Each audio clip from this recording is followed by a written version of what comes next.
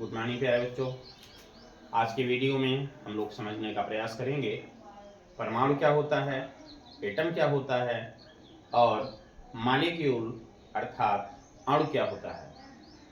आइए समझते हैं परमाणु एवं अणु की के संदर्भ में। सबसे पहले हम देखते हैं कि परमाणु क्या है।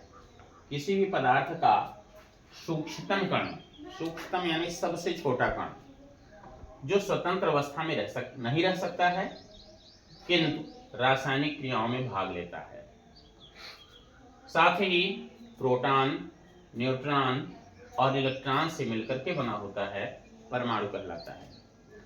इस तरह से आप समझ रहे हैं कि परमाणु जो होता है, एटम जो है, वह किसी भी तत्व का, किसी भी पदार्थ का, किसी भी यौगिक का सबसे छोटा कण होता है।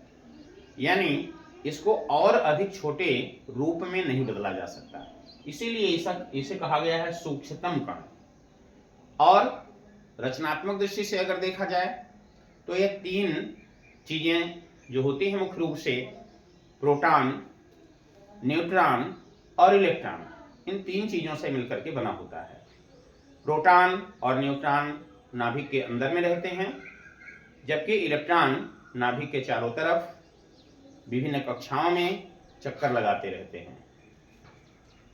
उदाहरण के तौर पर हाइड्रोजन का परमाणु, ऑक्सीजन का परमाणु, कार्बन का परमाणु, नाइट्रोजन का परमाणु, इसी तरह से दुनिया में जितने भी पदार्थ हैं, जितने भी तत्व हैं, सभी का सूक्ष्मतम कण जो होगा वो परमाणु कहलाएगा।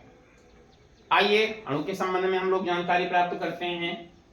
अणु यानी मॉलिक्यूल पदार्थ का सूक्ष्म कण है जो स्वतंत्र अवस्था में रह सकता है किंतु रासायनिक क्रियाओं में भाग नहीं लेता, दो या अधिक परमाणुओं से मिलकर के बना होता है, अणु कहलाता है। अभी आपने देखा था परमाणु के संबंध में सूक्ष्मतम यानी सबसे छोटा कण, लेकिन अणु जो है परमाणु की तुलना में बड़ा होता है, क्योंकि परमाणुओं के मिलने से अणु बनता है। आपने ये नीचे देखा, दो या दो से अधिक परमाणुओं के मिलने से बना होता है। जितने परमाणु एक अणु में रहते हैं उतने परमाणविक कहा जाता है। जैसे हाइड्रोजन हो गया, नाइट्रोजन हो गया, ऑक्सीजन हो गया, हैलोजन हो गए, ये सभी दो परमाणु एक साथ रहते हैं, इसलिए इनको द्विपरमाणविक कहा जाता है। ओजोन, ऑक्सीजन के 3 परमाणु एक साथ रहते हैं, इसलिए इसको त्रिपरमाणविक कहा जाता है। इसी तरह से आप देख रहे हैं फास्फोरस P4 है, 4 परमाणु इसके एक साथ रहते हैं, चतुपरमाणविक कहा जाता है। इसी तरह से सल्फर जो होता है अष्टपरमाणविक होता है।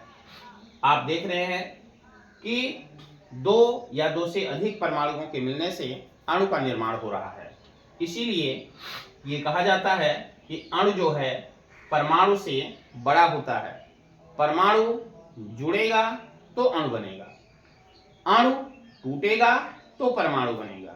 इस तरह से सबसे छोटी इकाई होती है पदार्थ की परमाणु, और परमाणु से बड़ी इकाई होती है अणु। धन्यवाद भैया बहनों, यह वीडियो आपको पसंद आएगा और आपको परमाणु और अणु के संबंध में जानकारी देने के लिए उपयोगी सिद्ध होगा। धन्यवाद।